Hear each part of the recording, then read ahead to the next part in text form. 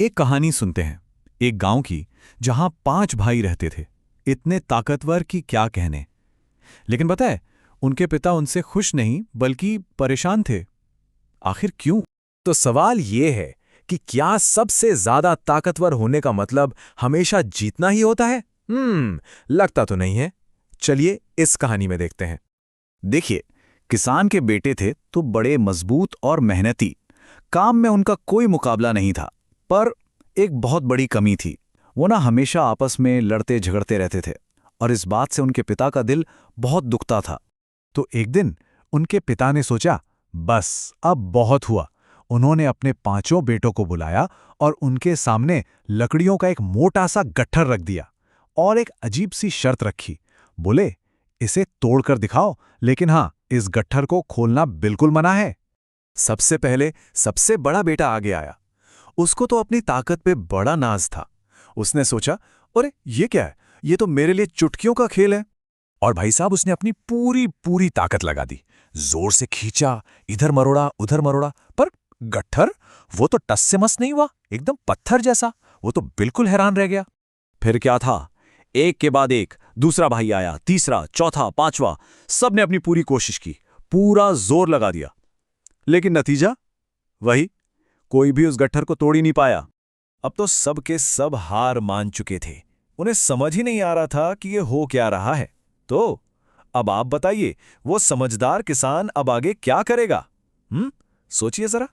वैसे अगर ये कहानी सुनने में मजा आ रहा है तो इसे एक लाइक जरूर करना। चलिए अब देखते हैं कि किसान ने आगे क्या किया। अपने बेटों को हैरान परेशान देखकर किसान बस हल्के से मुस्कुराया। उसने चुपचाप वो गट्ठर खोला, सारी लकड़ियों को अलग किया और हर एक बेटे के हाथ में सिर्फ एक एक लकड़ी थमा दी। और फिर कहा, चलो अब इस एक लकड़ी को तोड़कर दिखाओ। और फिर क्या हुआ? कट! एक ही झटके में हर बेटे ने अपनी लकड़ी आराम से तोड़ दी।